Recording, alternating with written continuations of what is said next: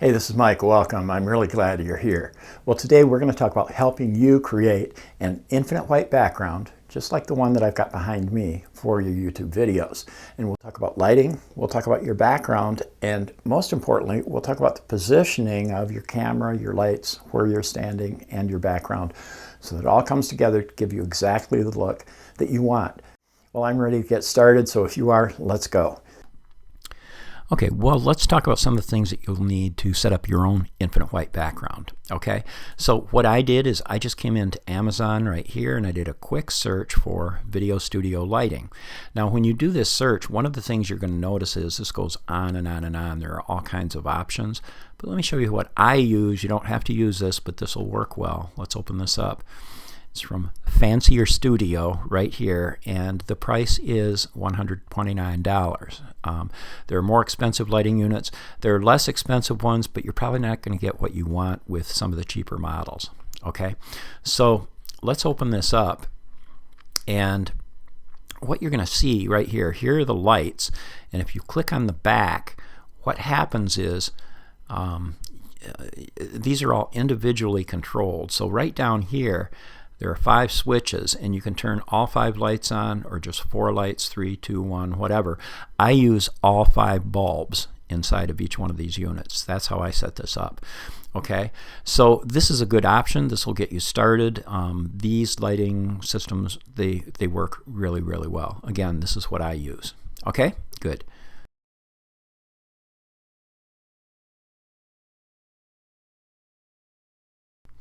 Okay, well, the next thing we need to look at is a background for your infinite white background shoot. And what I've done is I came in here to Amazon, I did a search for collapsible photo backgrounds. And when you do this search, again, there are many, many options, and they look like this. There are different color, they sell different color ones. Most are black and white. But like in this one right here, when you look at this, you can see this is a 5-foot by 7-foot unit. These have plastic or metal frames around the outside, and they pop open when you open the package, and when you're done with these, you give them a twist and you can collapse them down and fit back in a little bag that you get. So this is one option. You just stand it up behind you against the wall. You won't have any wrinkles, and again, some of these are black on one side, white on the other. Some are white on both sides, and they have green screens and different ones, but this is a good option. It works really, really well. So this is something that you might want to consider. Okay? Okay, well, a second option for your backgrounds, I did a search here for white photo backgrounds. I'll tell you, this is my least favorite option, and I'll show you why. Is basically once you do this search and you come down here, you can see all of these different backgrounds like this. And with something like this, I mean, it looks nice and it looks like it would work well. The problem is, let's take a look at this. The problem with these is when you, let's get a big look here, when you look at this, I don't know how well this shows up, but down here, especially in this area right here, if you look at this, you can see all the wrinkles in there, and these wrinkles can ruin your video background. You can iron this, you can use clips and try to stretch it out and things, but I don't like these. I don't use them, but that's an option. A lot of people use these, so you can consider this. Okay, now a third option that you can consider is to use something like this. And basically, if you do a search for white photo paper background on Amazon, okay, this is what comes up. And like I say, this is the method that I use. I like it, but you can decide for yourself. Basically, this is exactly the product that I have, and when you get this right here, now this was $69. They have some that are not quite as wide. This is 107 inches wide right here. They have some that's only like 50 inches wide. That's a little narrow for me, but this is the one I use. So this paper has a matte finish. Okay, you won't get a glare off of it, and you get a nice pure white background. And basically, it comes on a roll. You cut off, the length that you want, and then you tape it to your wall. Now, I'll tell you, if you have drywall and it's painted and you use something like duct tape to tape this onto your wall, bad things can happen. You can see right here, here's an image of where, I pulled some paint off my wall using duct tape one time. But the workaround and a good solution is to do a search up here, and you can do a search for what's called gaffer tape right here. And this gaffer tape is, well, it's a little different than duct tape. And when you come down here, what you can see, let's just look at this roll right here, and let's click on it so you can get a bigger picture. But with gaffer tape, what you'll find is, it's easy to tear either vertically or horizontally off the roll. So it's easy to tear. It won't lose any residue on the wall whatsoever, and it will not pull any paint off your wall. Now, the word gaffer, you've probably seen it in movies. A gaffer is a head electrician on a film, video set. And so they run wires and they tape them down to the floor. They tape them on the walls all over where you can't see them.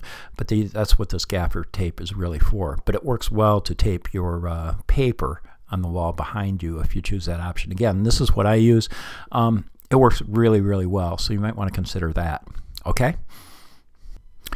Okay, well, once you've got your background, you've got your lighting, everything's ready to go, you need to set everything up. So this is how I set mine up. This is a starting point. You can try this. You may want to tweak it around depending on your settings and so on and so forth. But basically, this is the way I do this. So right up here, this X, this is where I stand. I stand 34 inches from my white background on the wall behind me. Okay, 34 inches away. Now, right here, you can see this is 7 feet. So this is 7 feet from where I stand to my camera right here. Okay, that's 7 feet away. So you can come closer or farther away. You can adjust it with the lens on your camera, whatever. But this is how I do it. Okay? And then aside from that, here are my 3 lighting units that I use. And the circles in here represent the position of the lighting elements, the 5 bulbs inside of each of these.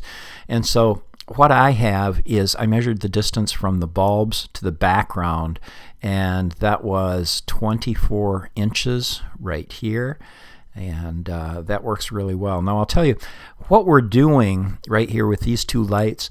The purpose of these lights is not to illuminate me. Now you're going to get a little side flow on these lights. It'll light you up a little bit, but the main purpose right here is not to illuminate you. It's to flush out this white background right back here. That's the purpose of these lights, to give you a pure white background back here. Down here, this 3rd lighting setup right here, this is what illuminates the subject, you or me right there. And like I said, I use 5 bulbs in all 5 bulbs on it in both of these lighting elements up here. Down here, 5 bulbs gives me a lot more light than I really want, so I only use 2 bulbs down here. That gives me pretty good lighting.